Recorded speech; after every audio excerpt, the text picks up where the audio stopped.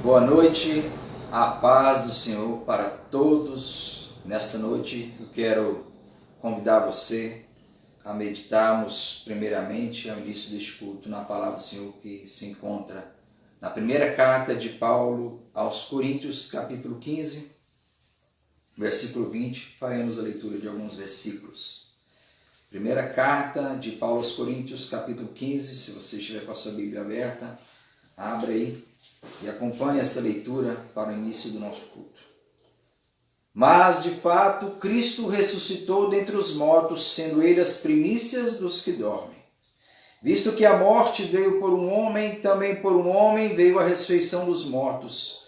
Porque assim como em Adão todos morrem, assim também todos serão vivificados em Cristo.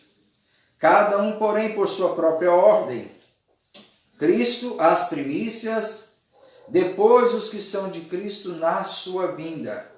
E então virá o fim, quando ele entregar o reino ao Deus e Pai, quando houver destruído todo o principado, bem como toda potestade e poder.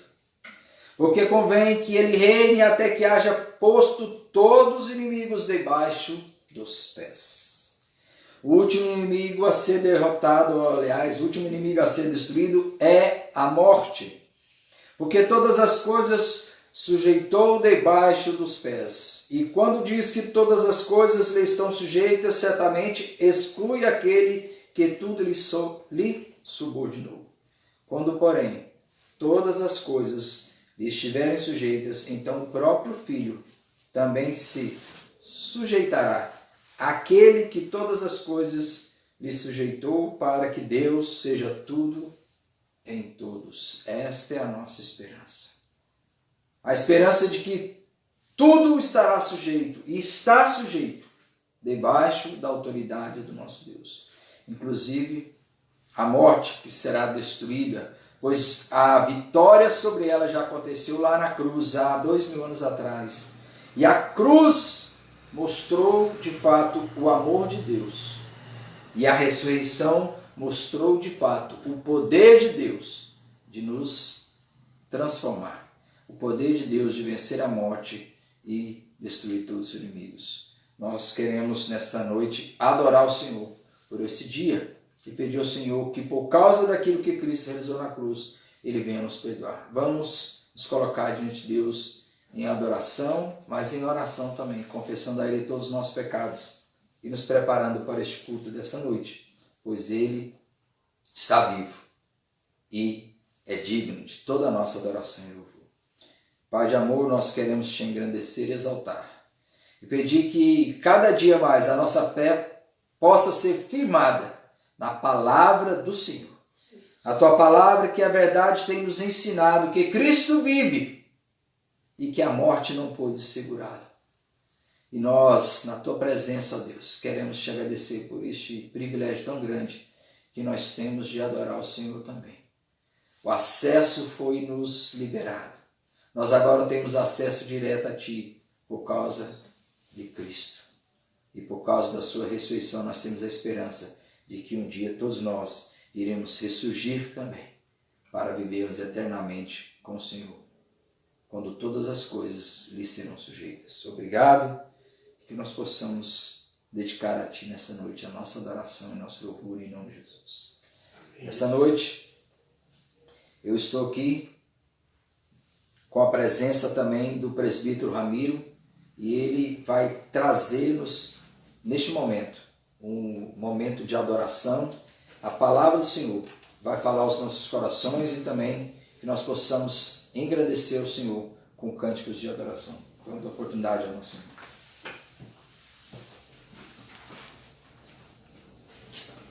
A paz do Senhor Jesus a todos. É muito bom estar aqui com os irmãos, mesmo à distância, mas eu queria que todos os irmãos estão acompanhando aí, eu queria que compartilhasse, cantasse comigo esse hino do nosso cenário presbiteriano, o hino número 165. Nós passamos por dias difíceis, dias de epidemia, de confinamento, mas esse hino fala que Deus velará por ti, com tuas asas te cobrirá, Deus cuidará de ti. Amém?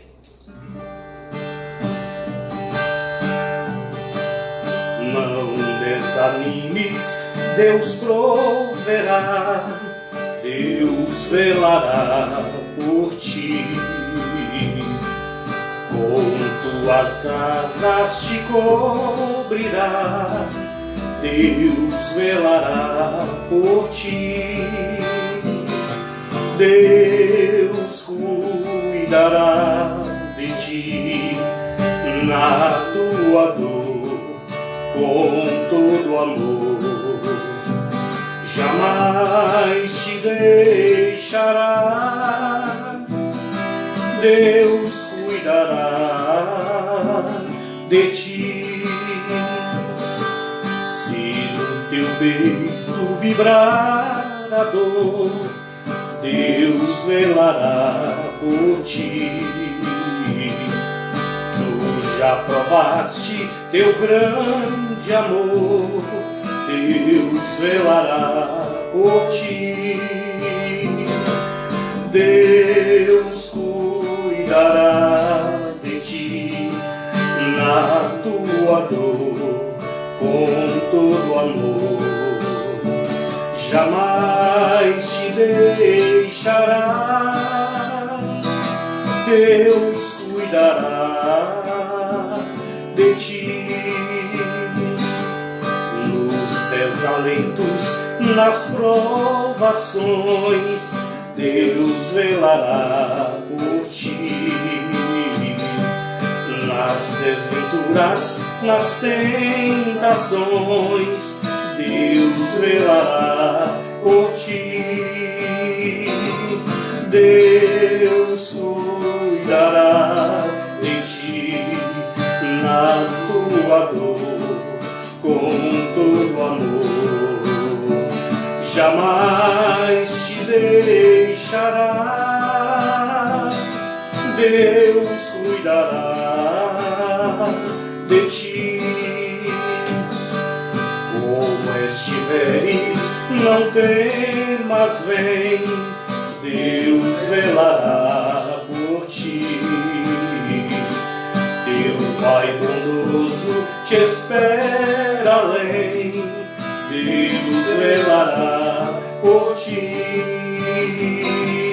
Deus cuidará de ti na tua dor, com todo amor.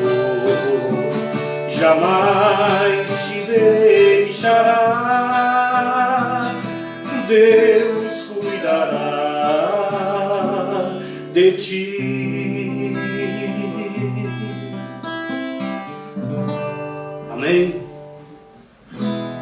Este hino fala que algo novo acontece quando eu começo a orar, quando você começa a orar.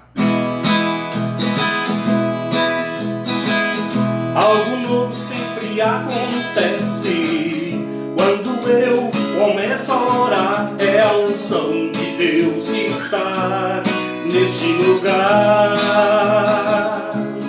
É a unção de Deus que está neste lugar.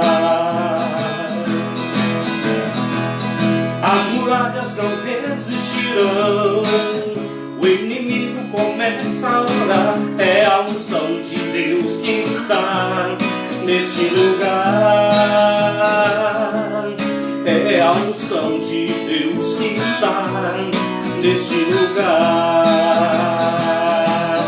Algo vindo do céu arde em meu coração, explodindo em milagres e louvor. Revolução e fé são curas e poder. É a unção de Deus que está neste lugar, neste lugar. É a unção de Deus que está neste lugar. Algo vindo do céu arde em meu coração, explodindo em milagres e louvor. Revolução e fé são curas e poder.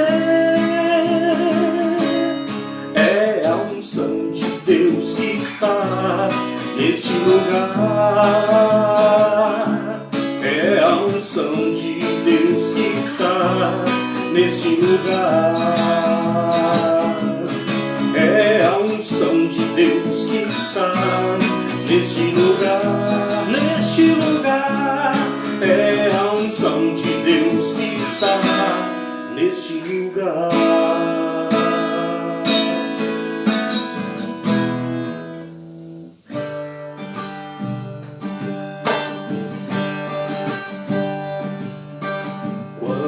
Formoso és, Rei do universo, tua glória enche a terra e enche o céu.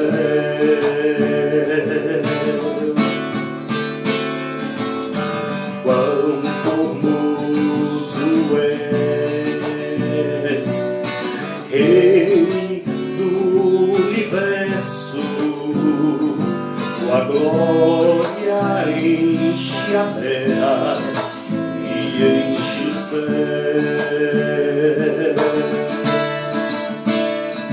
Tua glória enche a terra, tua glória enche o céu.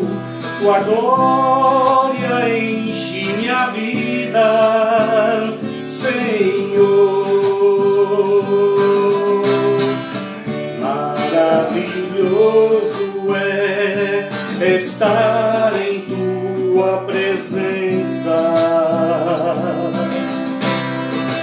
Maravilhoso és poder te adorar. Maravilhoso é tocar em tuas vestes. Maravilhoso é te contemplar, Senhor. Maravilhoso é estar em tua presença. Maravilhoso é te contemplar, Senhor. Maravilhoso é tocar em tuas vestes. Maravilhoso és te contemplar, Senhor. Maravilhoso és, maravilhoso és te contemplar, Senhor.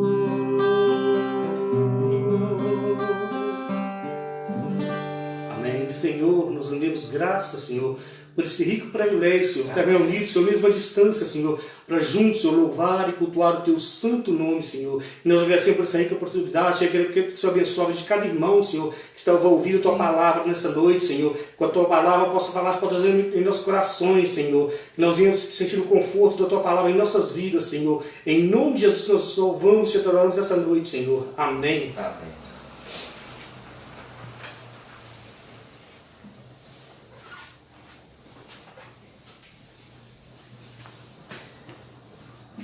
Bom, meus amados irmãos, como nós temos feito todos os domingos, dando sequência ao nosso compromisso de expor a palavra do Senhor, o Sermão do Monte, e por esta razão nós vamos dar continuidade, vamos nos voltar novamente à palavra do Senhor em Mateus capítulo 5. Nós não iremos fugir do tema. Hoje é um tema melindroso. Não é nada fácil falar sobre esse assunto. Vou pegar meu óculos.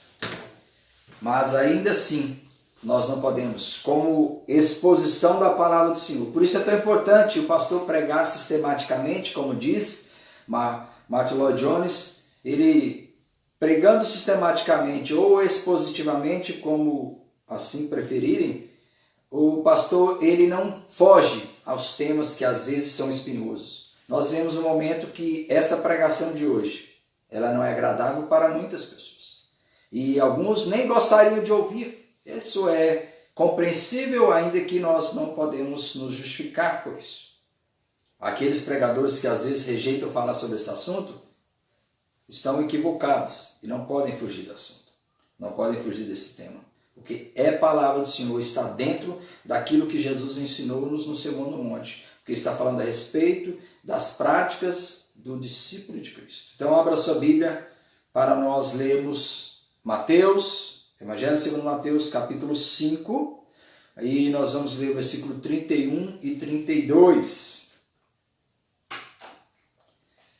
Esta é a terceira antítese de Jesus, ou a terceira, eu esqueci o termo, é antítese ou a terceiro, me fugiu o nome, mas não importa. A terceira antítese de Jesus trata acerca do divórcio. Como eu falei a princípio, nem todas as pessoas gostam de falar do assunto, mas nós não podemos deixar de comentar e de ensinar, porque é palavra do Senhor.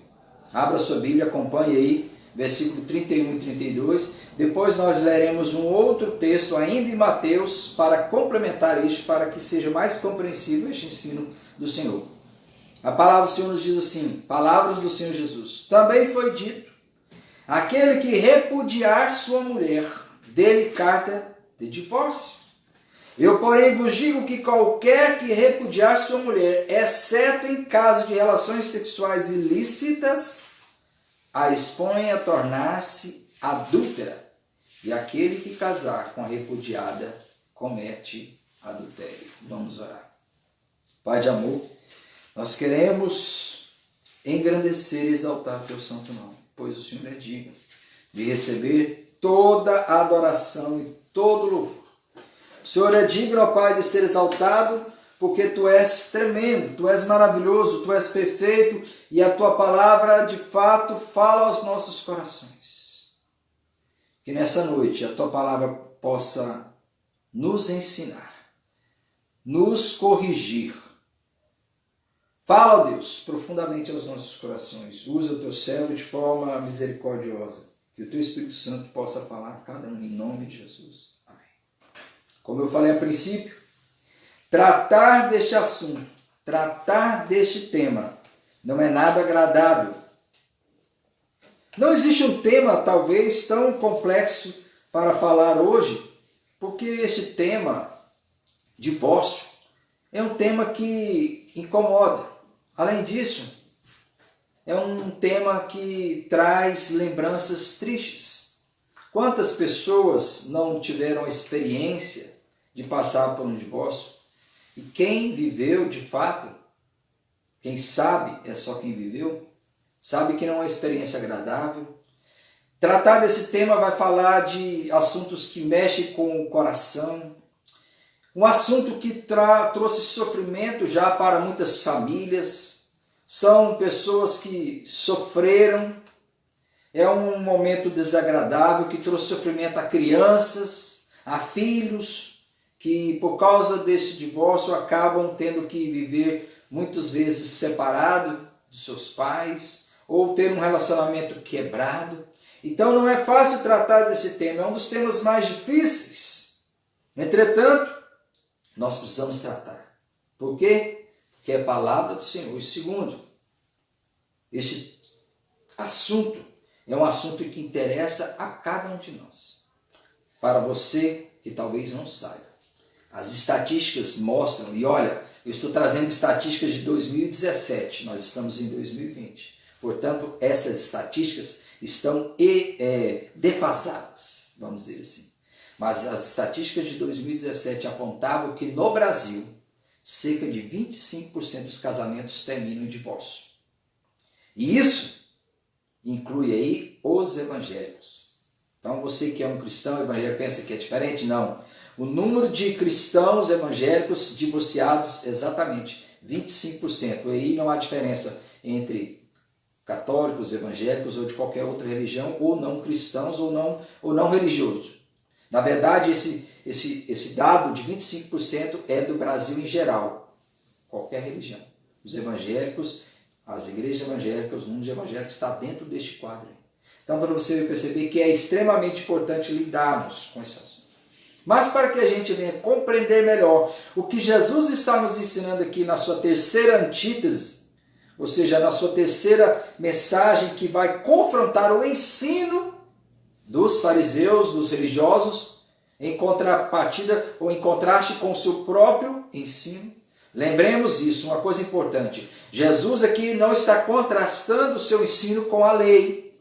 Ele falou lá no início, a gente viu isso, que ele não veio para revogar a lei ou os profetas, mas para cumprir. Então, quando ele diz, está escrito ou foi dito, como é o caso aqui que nós lemos, ele não está falando da lei em si, mas da interpretação que davam os religiosos à lei. Portanto, este contraste é um contraste entre o seu ensino, o ensino dos religiosos e não o ensino da lei. Ok? Então, abra sua Bíblia em Mateus capítulo 19, nós vamos ler do versículo 3 ao 9 para que a gente possa ter uma compreensão mais ampla do pano de fundo dessa mensagem de Jesus. A palavra do Senhor nos diz assim, aqui mesmo no Evangelho segundo Mateus, no capítulo 19, a partir do versículo 3. Vieram a ele alguns fariseus e o experimentavam. Preste atenção nessas palavras. Vieram a ele alguns fariseus e o experimentavam, perguntando, é lícito ao marido repudiar a sua mulher por qualquer motivo? Então respondeu ele, não tendes lido que o Criador desde o princípio os fez homem e mulher, e que disse, por esta causa deixará o homem pai e mãe, se unirá à sua mulher, tornando-se os dois uma só carne? De modo que já não são mais dois, porém uma só carne. Portanto, o que Deus ajuntou, não o separe o homem. Replicaram-lhe, por que mandou então Moisés dar carta de divórcio e repudiar? Prestem atenção nas palavras dos fariseus. Replicaram-lhe os fariseus. Por que mandou então Moisés dar carta de divórcio e repudiar? Olha a resposta de Jesus, versículo 8. Respondeu-lhe Jesus, por causa da dureza do vosso coração é que Moisés vos permitiu repudiar vossa mulher. Entretanto, não foi assim desde o princípio.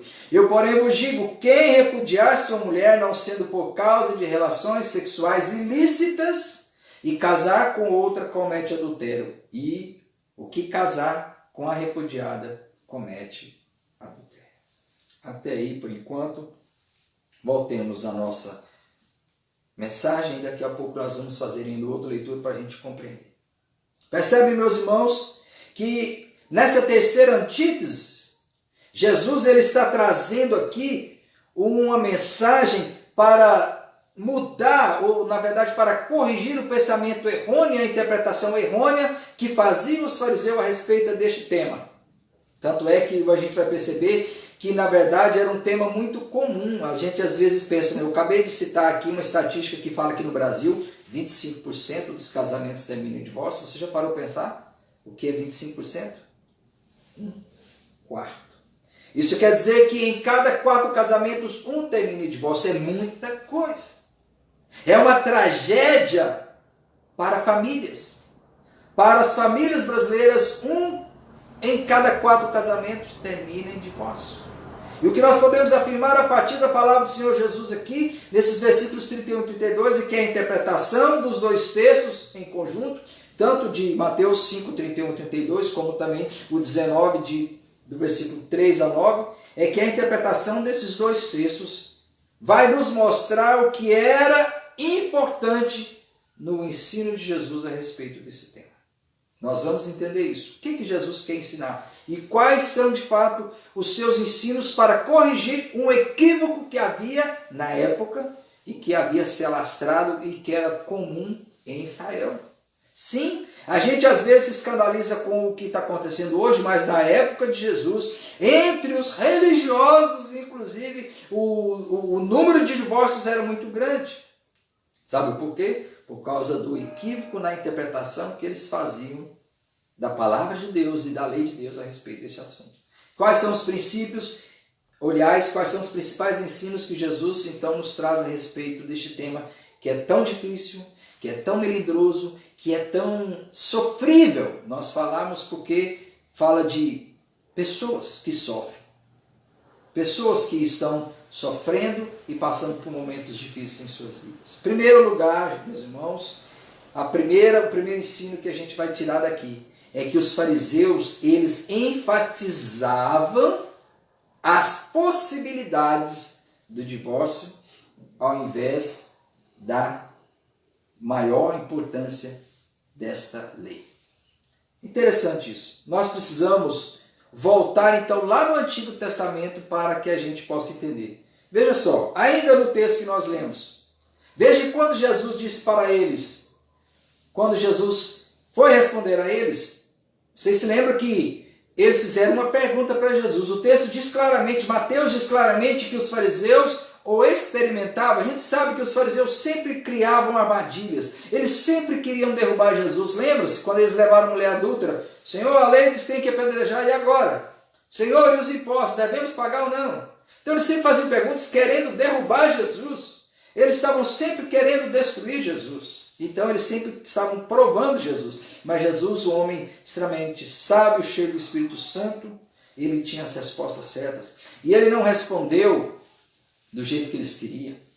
Ele foi lá para o início de tudo. Olha o que ele disse. Não tendes lido que o Criador desde o princípio. Então ele vai para o princípio, lá para o início de tudo. Deus os fez homem e mulher e ordenou que fossem unidos, se tornassem uma só carne. Deste modo já não são mais dois, porém uma só carne, portanto que Deus ajuntou, não separe o homem. Este era o princípio, este é o princípio mais importante acerca do casamento. O homem e a mulher unem-se e tornam-se uma só carne, portanto não devem se separar. De forma alguma, este é o princípio eterno de Deus para o casamento. Mas olha só como eram capciosos os fariseus. Eles replicaram, então por que Moisés mandou dar carta de divórcio? Primeiramente, a resposta de Jesus já mostra o equívoco deles. Veja a resposta de Jesus. Por causa da dureza do vosso coração é que Moisés vos permitiu. Será que Jesus tinha razão? Obviamente. Abramos a palavra do Senhor, então, exatamente no texto ao qual ele se refere. Deuteronômio, capítulo 24. É importante que você abra a sua Bíblia se você está em casa, está acompanhando, porque aqui é uma pregação em forma de estudo também, que você precisa aprender acerca do tema. Nós vamos aprender o que realmente Jesus está querendo mostrar. Deuteronômio, capítulo 24. Olha o que Moisés escreveu, claro, instruído por Deus. Se um homem tomar uma mulher e se casar com ela, e se ela não for agradável aos seus olhos, por ter ele achado coisa indecente nela, e se ele lhe lavrar um termo de divórcio e lhe der na mão e a despedir de casa, e se ela, saindo da sua casa, for se casar com outro homem, e se este a aborrecer e lhe lavrar termo de divórcio e lhe der na mão e a despedir na sua casa, ou se este último homem que a tomou para si por mulher vier a morrer, o que Jesus, aliás, o que a lei dizia? Então seu primeiro marido, que a despediu, não poderá tornar a desposá-la para que seja sua mulher, depois que foi contaminada, pois é abominação perante o Senhor. Assim não farás pecar na terra que o Senhor teu Deus te dá por elas. Vocês percebem algumas coisas interessantes aqui? Nós podemos perceber. Primeiro, não é um mandamento. Moisés não está ordenando que o homem se separe da mulher e dê carta de divórcio, como os fariseus diziam. Eles diziam, olha, Moisés mandou. Não mandou. Ele, na verdade, por isso que Jesus disse, ele permitiu. Ou seja, inspirado por Deus, ele permitiu. Sabe por quê? Porque, na verdade, lá entre os judeus já havia muitos divórcios, naquela época. Imagine isso naquela época, quando os judeus estavam já ainda caminhando e saindo de casa, e saindo do Egito, caminhando pelo deserto e indo para a terra de Canaã. Naquele tempo já havia muitas separações, divórcios. Deus já sabia como estava a situação daquele povo. Eles já estavam sendo influenciados pelas nações e estavam se separando. E aí o que ele está fazendo aqui é, na verdade, legislar sobre um caos que havia no casamento. Obviamente o coração daqueles homens endurecidos estava fazendo com que eles se divorciassem indiscriminadamente, por isso que há uma limitação. Olha, quando o homem se separar de uma mulher, quando encontrar algo que não for agradável aos seus olhos, por ter ele achado coisa indecente nela, não era por qualquer motivo, mas se houvesse alguma coisa indecente ou alguma coisa imoral, como algumas versões vai dizer, e aí se ele lavrar, ele deve lavrar. Agora, por que ele deveria lavrar uma carta de divórcio? Interessante, aqui havia uma preocupação. Interessante, os estudiosos mostram isso, né? Tanto William Hendricks como também Martin Lloyd-Jones e John Stott, eles dizem que Deus, na verdade, estava protegendo a mulher. Por quê? Porque muitas mulheres eram divorciadas, os homens se separavam delas e se divorciavam delas, não lhes dava carta de divórcio, e essas mulheres poderiam então separar de seus maridos, de repente, por não ter mais marido, se envolverem em algum relacionamento e serem acusadas de adultério, e naquela época o adultério era punido com apedrejamento. Então havia uma preocupação, com certeza, que essas mulheres não pudessem ser mortas por causa disso. Ou seja, elas eram abandonadas, já sofriam com abandono, já sofriam com desprezo e agora ainda corriam o risco de morrer. Porque, na verdade, também naquela época, nenhuma mulher dava carta de divórcio. O homem, só o homem dava carta de divórcio. Era uma cultura em que o homem desprezava a mulher. Isso entre os judeus foi notório. Os judeus desprezavam a mulher, tanto que nas orações deles, eles agradeciam por não ter nascido escravo, nem gentio e nem mulher. Então eles tinham essa questão de que a mulher era de menos. Desprezavam as mulheres. Havia uma outra preocupação que a gente consegue perceber, porque Deus diz assim, olha, e se o homem der carta de divórcio à mulher e ela vier casar novamente com outro homem, e esse homem depois separar dela ou desprezar também, ou até mesmo vier a morrer, o primeiro homem não poderá casar. Por quê? Porque o que Deus está querendo mostrar aqui é que o homem não pode tornar o casamento algo como que fosse apenas uma brincadeira, ou um relacionamento frívolo, um relacionamento líquido, um relacionamento que não tem muita estrutura, o que na verdade essa lei estava procurando mostrar que o casamento era algo muito sério, porque Deus sempre levou a sério todas as suas instituições.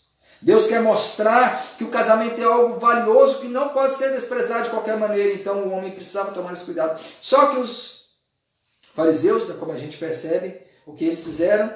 Eles então partiram para uma outra interpretação, para aproveitar como se fosse... Os fariseus aqui na verdade faziam como aliás é muito comum hoje, advogados inescrupulosos que encontram brechas na lei para poder defender o seu cliente. Da mesma forma, eles encontraram uma brecha, entre aspas, mas na verdade foi uma interpretação equivocada, tanto é que Jesus o corrigiu logo de cara. Não, ele não mandou, ele vos permitiu, por causa do quê? Da dureza do vosso coração. Mas qual era o maior problema?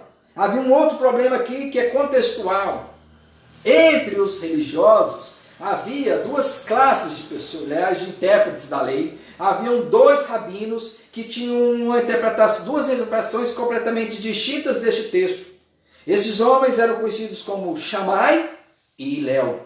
Shammai era um homem que talvez a gente pudesse entender que era um homem muito sério, um homem muito devoto à lei, um homem que tinha princípios e que realmente se preocupava com a lei. E ele dizia o seguinte, quando a lei lá de de Deuteronômio 24 diz que se eu encontrar alguma coisa indecente, ele interpretava como imoralidade sexual, e era assim, o homem só poderia separar-se da mulher ou da carta de divórcio quando houvesse imoralidade sexual. Só que, infelizmente, havia um outro rabino que, obviamente, para os fariseus, que agradava a eles, ele era mais licencioso, vamos dizer assim, mais liberal, o nome dele era Hillel. E a escola de Hillel dizia o seguinte, que a mulher, ele interpretava essa coisa indecente, aos olhos do homem, poderia ser, de repente, que a mulher engordou, pode ser, de repente, que a mulher falava demais, que a mulher era muito briguenta, ou que a mulher fazia isso ou fazia aquilo, qualquer outra coisa. Ou seja, o homem não precisava tanto de ter uma justificativa para separar. Desde que ele desse a carta de divórcio, ele então poderia separar. E é exatamente esta a visão dos fariseus. Eles não estão preocupados com o casamento em si, mas eles estão preocupados, na verdade, em enfatizar, ou seja, na verdade eles enfatizavam a exceção ao invés da regra. Para eles a exceção era mais importante que a regra. E eles estavam preocupados porque, e é interessante agora nós voltarmos para o texto de Mateus 5. Olha só, Mateus 5 diz o seguinte, lá no versículo 31, também foi dito. Mas vocês se lembram qual era a segunda antítese, o que vem anteriormente? Versículo 27, ouviste o que foi dito, não adulterarás. Eu, porém, vos digo que qualquer que olhar para uma mulher com intenção impura no coração, já adulterou com ela. E logo a seguir, Jesus fala sobre o olho, a mão, nós explicamos semana passada. Mas logo a seguir, inclusive na nossa Bíblia, se você tem a Bíblia a revista atualizada, você vai ver que está no mesmo parágrafo. Apesar de que Jesus vai começar uma terceira antítese, um terceiro contraste no versículo 31, mas está no primeiro parágrafo, porque isso nos faz lembrar que o contexto tem tudo a ver. Na verdade, não foi aleatório que Jesus falou a respeito do divórcio logo após o adultério. Por quê? Porque, na verdade, o coração dos fariseus, eles eram um coração adúltero. Quando Jesus falou dessas palavras, não adulterarás, eu porém vos digo qualquer, porque os homens eram cheios de adultério. Só que para eles, se eles não cometessem, se eles não relacionassem sexualmente com a mulher, eles estariam cumprindo a lei. Mas Jesus mostrou para eles que a lei é muito mais profunda. E o que eles faziam então para ter relação com outras mulheres? Facilmente. Já havia se acabado toda a preocupação com a questão das proibições acerca do divórcio. Eles entregando uma carta, ou seja, entregando um papel, um documento para a mulher e liberando essa mulher para que ela pudesse ir embora da sua casa, eles agora poderiam se divorciar. Ou seja, como sempre, eles estavam preocupados com a rigorosidade da lei, com a letra, com a fria letra. Se eles então estavam cumprindo com as normas, baseado lá em Deuteronômio 24, preocupado em tornar aquilo algo que fosse aceitável a eles. E com a interpretação de Léo, eles estavam liberados a dar carta de divórcio, então poderiam se casar com outra mulher. E aí ele poderia ter relação à vontade com essa mulher, porque agora ele já estava liberado dentro da lei. Talvez ele vivesse mais uns 2, 3 anos, arrumava qualquer outra desculpa, se separava dessa e casava com outra. Então, é isso que é o contexto. Aqueles homens eram homens depravados moralmente, mas que, diante da lei, eles eram justos. Percebe? Esses homens, os fariseus, os religiosos, eles enfatizavam muito mais as possibilidades do divórcio do que, de fato, a importância do casamento. E Jesus estava ali exatamente para corrigi-los deste erro. Segundo lugar, enquanto os fariseus enfatizavam as possibilidades do divórcio, Jesus ele deu ênfase total à instituição do casamento e à sua indissolubilidade. É uma palavra difícil, né? Além disso, ele institui o casamento e ele também enfatiza a sua indissolubilidade, como nós lemos aí no versículo, aliás, no capítulo 19, já no versículo 6, de modo que já não são mais dois, porém uma só carne. Portanto, o que Deus ajuntou, não separe o homem. Ou seja, enquanto os fariseus estavam mais preocupados em, vamos dizer assim, encontrar todas as desculpas, todas as justificativas para se divorciar, Jesus vai mostrar para eles, mas não é isso que a ênfase da palavra de Deus, não é isso que a lei diz, ao contrário, a palavra do Senhor nos diz claramente que desde o princípio, ou seja, Jesus chamou a atenção para voltar lá no princípio de tudo. O princípio de tudo, o início de tudo, Deus criou o homem e mulher e disse, por esta causa deixará o homem pai e mãe e unir-se-á, ou se unirá a sua mulher, tornando-se os dois uma só carne. Essa palavra é muito forte. Ou seja, eles se tornarão um. Uma união de princípios, uma união de pensamentos, uma união de carne em todos os sentidos. É uma união espiritual, emocional, é uma união física, é uma união em todas as áreas. Portanto, essa união é muito forte, essa união ela deve prevalecer porque este é o princípio de Deus. Sabe por quê? Como o apóstolo Paulo vai mostrar lá em Efésios, no capítulo 5, quando ele fala da relação entre o homem e a mulher, a união entre o homem e a mulher, ele vai falar assim, mas eu estou falando entre Cristo e a igreja. Sabe, o casamento, a união, é o verdadeiro retrato, é o verdadeiro, vamos dizer assim, é o verdadeiro mensagem entre o relacionamento entre Cristo e a igreja. Esse relacionamento entre Cristo e a igreja, que é uma relação perfeita, que é uma relação de amor, que é uma relação da dependência da igreja, do seu noivo, que é Cristo. Na verdade, o casamento entre um homem e uma mulher ilustra a verdadeira ilustração da relação entre Cristo e a igreja, é o casamento. É muito importante o casamento, nós não podemos banalizar. Este é o problema, nós estamos vendo uma geração que já banalizou o casamento. Antigamente, as pessoas se casavam e desejavam viver a vida toda. Hoje, alguns nem se casam mais. Hoje eles fazem contrato. Existe até isso. Hoje já existe contrato. As pessoas fazem o contrato e dizem, enquanto a nossa paixão aqui, né? Porque eles falam enquanto o amor sobrevive, mas não é amor. Que amor não se acaba. Mas paixão sim. Aliás, é muito importante falar sobre isso, né? Quando há amor, o amor verdadeiro é diferente da paixão. Paixão vem de pathos. Patologia. Paixão, na verdade, é um sentimento, é algo que vem ali, que ferve no coração do homem e da mulher, muitas vezes é até doentio. Paixões muitas vezes são doentias. Há paixões até que matam, homens que matam a mulher, porque ele está, segundo ele ama demais aquela mulher que precisa matar ela para que ela não possa ter outro. Mas isso não é amor, isso é paixão, é uma paixão doentia. Homem e mulher foram criados para a verdadeira união. E essa união é sexual, espiritual, moral, intelectual. A união entre o homem e a mulher é algo tão profundo que é tido como uma união divina. Veja que Jesus está ensinando, é uma união divina. Foi o próprio Deus que uniu. Por isso ele diz, o que Deus uniu, não separa o homem. Foi o próprio Deus. Então nós não podemos desprezar. Ninguém pode separar. Mas nós estamos vendo no mundo em que isso está sendo completamente banalizado. 25%, 1 em cada 4 casamentos termina em divórcio. Como será daqui 2, 3, 4, 5 anos? Talvez 33%, 1 em cada 3 casamentos. Quem sabe daqui a alguns anos será 50%. Metade dos casamentos terminando em divórcio. Por quê? Porque o casamento deixou de ser algo sério.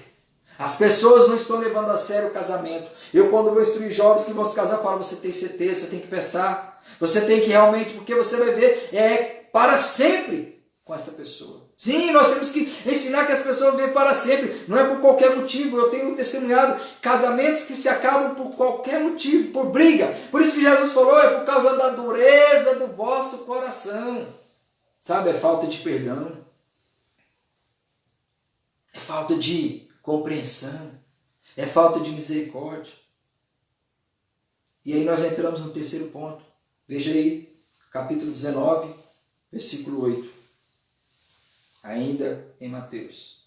Olha o que ele diz. Por causa da dureza do vosso coração é que Moisés vos permitiu repudiar a vossa mulher. Entretanto, não foi assim desde o princípio. Novamente, Jesus volta lá no princípio. O princípio é o que vale. É o mais importante é lá, como Deus criou, como Deus instituiu, como Deus colocou. Não importa o que foi colocado por Moisés, porque na verdade Moisés apenas deu uma legislação para controlar o caos que havia, ou que haveria de existir, e como de fato houve. Interessante que depois do cristianismo, depois que Cristo veio, formou seus discípulos, a igreja começou a caminhar. Isso foi, vamos dizer, de certo ponto restaurado. Os casamentos começaram a se tornar casamentos mais duradouros. Só que com o passar dos anos, isso também foi caindo. Antigamente, entre os cristãos era muito pouco o caso de divórcio. Hoje as coisas estão tão facilitadas. Sabe por quê? Porque as pessoas estão querendo se livrar dos casamentos de forma muito fácil. Sabe por quê? Por causa da dureza do coração. Sabe, muitas pessoas dizem, é incompatibilidade de gênero. Nós não temos compatibilidade. Eu não consigo me acertar com ela. Ela não consegue se acertar comigo. Nós vamos separar porque nós não conseguimos. Agora pense, algo interessante que chama a atenção Mark Lloyd Jones.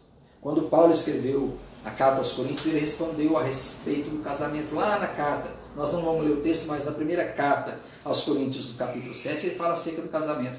E é interessante porque, veja, os cristãos Muitos estavam voltando para o Evangelho, muitos estavam crendo no Evangelho, muitos deles vinham de um mundo pagão, né, como os coríntios, como os gálatas, etc. E certamente muitos se convertiam, havia homens que se convertiam, suas mulheres não, mulheres que se convertiam, seus maridos não, e certamente eles pensavam assim, bom, nós não podemos, Paulo falou sobre a questão da união, né, que nós não podemos, não há união entre o Cristo e Belial, não há união da luz com as trevas, então talvez eles pensassem assim, bom, já que não há união entre a verdade e a mentira, entre a luz e as trevas, então eu não posso continuar casado. Então Paulo vai explicar, não, se você sendo chamado, você sendo crente, você não pode se separar daquele que não é crente. O marido, ele tem que entender que ele, sendo cristão, ele santifica a mulher, e a mulher também santifica o marido, e os filhos são santificados. Então ele diz, não se separe.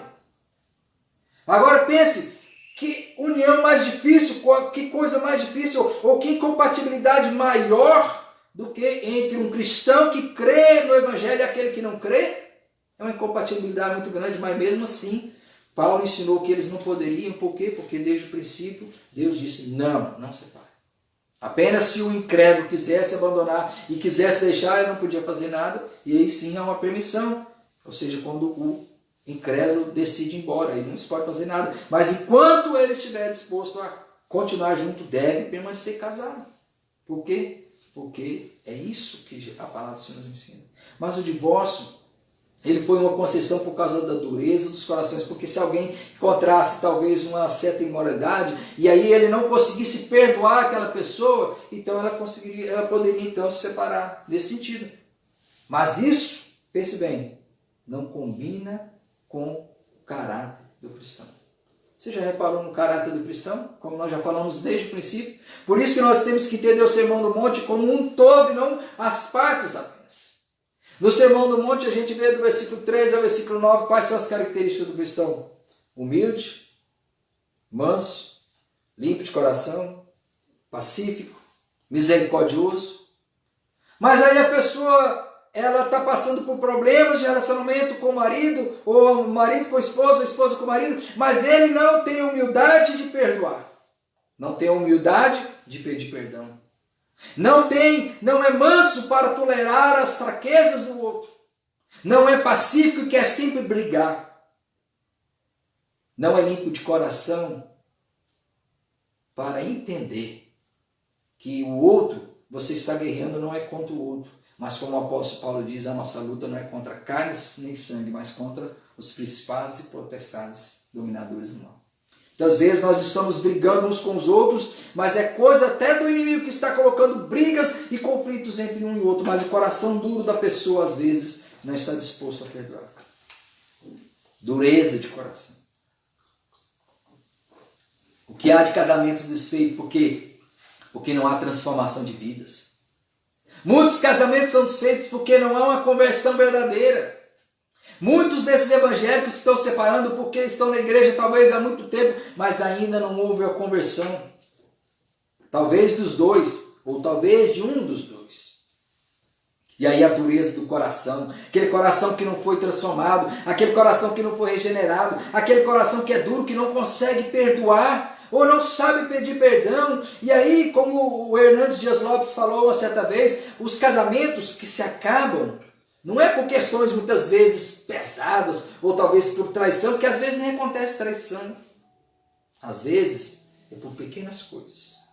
É uma briguinha aqui, é uma mágoazinha ali, é uma discussão tola aqui, e a pessoa vai acumulando, guardando aquilo no coração. E aquilo vai se acumulando, até que explode. E a pessoa, em fúria, diz, eu quero ser feliz. E ela acredita que vai ser feliz fora do casamento. E aí ela se separa. Para viver em adultério.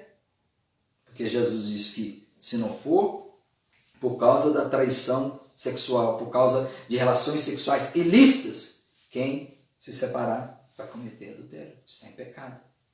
Isso é muito claro. Isso é muito claro. Agora, quarto lugar e último, exatamente sobre o que nós acabamos de falar. O divórcio é permitido apenas em casos do adultério. Por quê? Exatamente isso.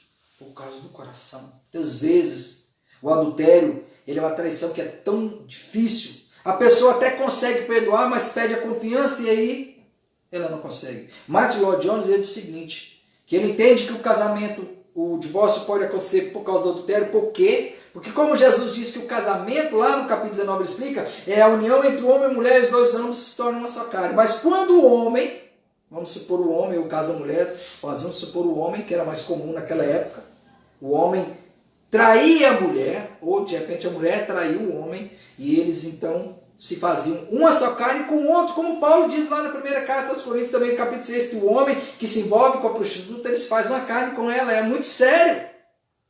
A traição é muito sério. Então quer dizer, quebrou aquele vínculo, porque como que os dois podem ser uma só carne, se agora parte dessa carne está ligada com a outra carne? Então, nesse sentido, o casamento foi rompido, a aliança foi rompida, e então muitas vezes não há condições. Apesar de que eu conheço casos de casais que houve traição, houve adultério, mas houve também perdão.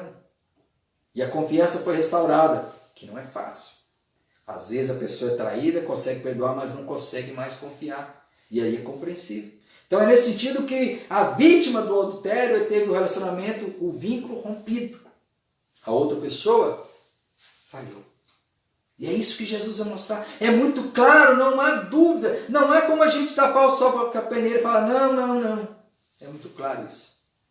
Só quando há, de fato, essa traição, que não há perdão, que a pessoa não consegue perdoar, então há essa permissão porque a pessoa não consegue conviver. Mas eu gostaria de concluir ainda pensando a respeito do que a palavra do Senhor fala sobre o divórcio. Porque às vezes nós também somos cruéis com as pessoas que se divorciam, e isso é um perigo muito grande. Nós vamos falar a respeito disso, mas ao final, quando fizermos a aplicação. Mas eu gostaria de concluir da seguinte forma. O ensino de Jesus deixa claro que Deus nunca desejou o divórcio de ninguém. Isso é óbvio. Desde o princípio, Jesus disse, Ele vos chamou para ser uma só carne. E mais, em Malaquias capítulo 2, verso 14 e 16, um texto muito conhecido, diz ali que ele odeia o divórcio. Ele odeia o divórcio. E por que ele odeia o divórcio? Interessante isso. Por que ele odeia o divórcio? Porque o divórcio, se você pensar bem, é o oposto da mensagem principal do Evangelho. Qual é a mensagem principal do Evangelho? Reconciliação. Na verdade, o ser humano sem Deus, ele está divorciado de Deus. Ele está separado de Deus. Jesus veio e morreu na cruz para nos unir novamente a Deus. Portanto, a reconciliação é a mensagem principal do Evangelho. E o divórcio é exatamente o oposto da reconciliação. É a desunião. Claro que Deus odeia o divórcio. A conclusão que chegamos, meus irmãos, é que o divórcio é pecado.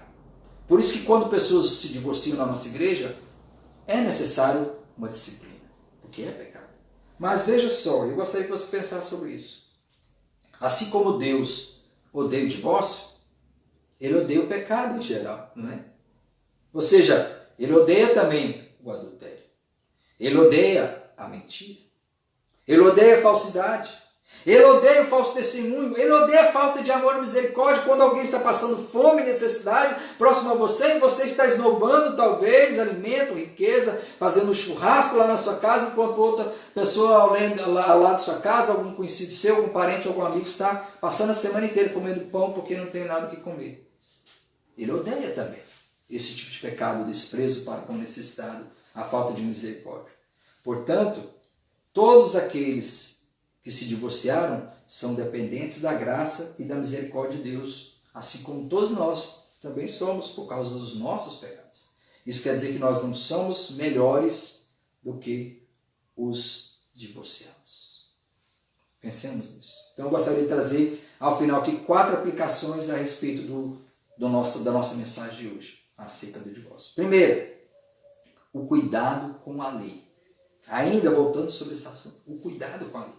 Devemos tomar o cuidado de não agirmos como os religiosos, de distorcer aquilo que nos diz a lei.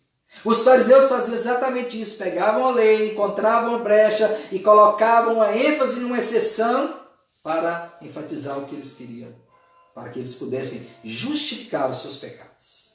Nós não podemos fazer isso. Não podemos distorcer a lei para querer justificar os nossos erros. Segunda aplicação, o divórcio nunca foi uma ordenança como eles quiseram fazer Jesus entender. Quiseram pegar Jesus de alguma armadilha. Queriam perguntar a Jesus, o senhor está do lado de Léo ou o senhor está do lado de Shammai? Como se o senhor está do lado da esquerda ou da direita? O senhor é republicano ou o senhor é democrata? Jesus não, meu amigo. O que diz a palavra do Senhor lá no princípio? Deus os criou homem e mulher. Jesus não estava do lado de ninguém, ele estava realmente do lado da palavra de Deus, do princípio. Sabe? E é isso que Jesus vai mostrar aqui. Que, de fato, não há uma ordenança para o divórcio como os fariseus queriam fazer. Não há uma ordenança, mas apenas uma legislação para corrigir falhas por causa da dureza dos corações. Portanto, o divórcio sempre deve ser evitado. Nós devemos lutar contra o divórcio. Nós devemos lutar para que os casamentos continuem perseverando. A média de divórcio hoje no Brasil, como eu já falei, 1 em cada 4. 1 em cada 4 casamentos.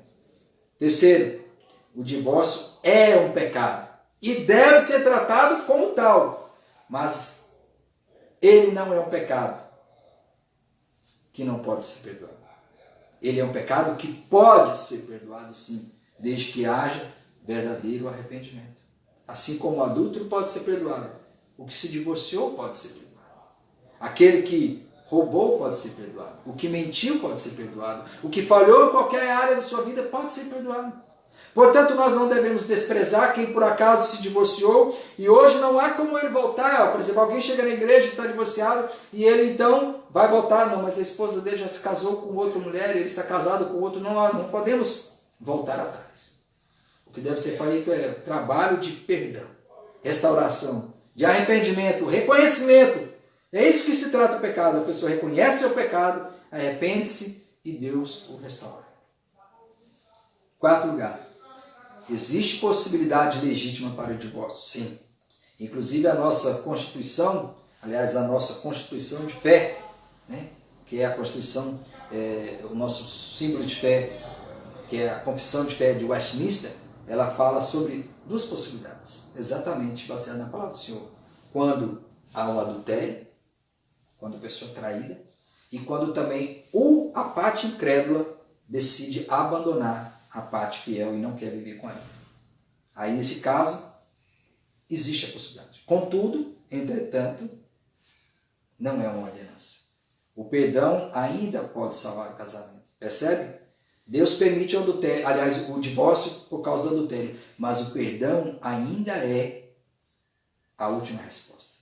Se a pessoa tiver condições espirituais, pelo poder do Espírito Santo, de perdoar e o casamento ser restaurado, como já existiu casamentos que foram restaurados, com esses presbíteros que tiveram casamentos restaurados mesmo depois de adultério.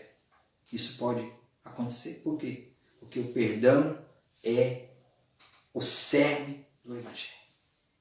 Se a pessoa consegue perdoar pelo poder do Espírito Santo, com certeza aquele casamento será ainda muito mais fortalecido com a graça e o poder do Espírito Santo. Amém?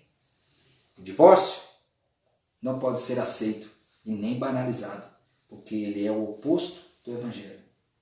Ele é desunião, enquanto o Evangelho é reconciliação. Portanto, nós não podemos brincar com este problema muito sério que acontece entre nós. Que o Senhor nos dê graça para que mais casamentos aconteçam e mais relacionamentos sejam fortalecidos e menos divórcios venham existir no nosso meio. Para a honra, glória e louvor do nome de Jesus. Amém? Vamos orar mais uma vez. Pai de amor, em teu nome quero te agradecer e te louvar por todas as tuas misericórdias. Perdoa-nos, Deus. Perdoa-nos muitas vezes por nós falharmos em nossos erros, muitas vezes também por sermos duros com pessoas que sofrem. Mas, Senhor, fortaleça as famílias, fortaleça os casamentos entre nós. Não permita que os divórcios venham multiplicar cada vez mais como tem se multiplicado. Restaure os casamentos que estão passando por crise neste momento, para que haja perdão. Tire a dureza do coração daqueles que estão com os corações endurecidos, que não querem perdoar o seu ente, aliás, o seu cônjuge. Coloque perdão, Deus, no coração de cada pessoa, de cada vida, Principalmente oramos pelos nossos irmãos, pelos cristãos que muitas vezes se divorciam, causando até escândalo no meio do Evangelho. Que o Senhor possa, Deus, restaurar os casamentos e fortalecer aqueles que estão passando por crises muito graves. Eu te peço isso em nome de Jesus. Amém. Amém. Amém. Que vocês tenham uma boa noite, uma semana cheia da graça do Senhor. Vamos continuar orando, meus irmãos, porque ainda nós não vamos voltar a ter culto presencial, porque nós estamos num momento complicado. Mas eu tenho certeza que a graça do Senhor vai nos manter de pé e nos fortalecer, porque a igreja ela está ativa. A igreja somos nós e nós somos firmes na presença do Senhor. Amém? Que Deus abençoe sempre.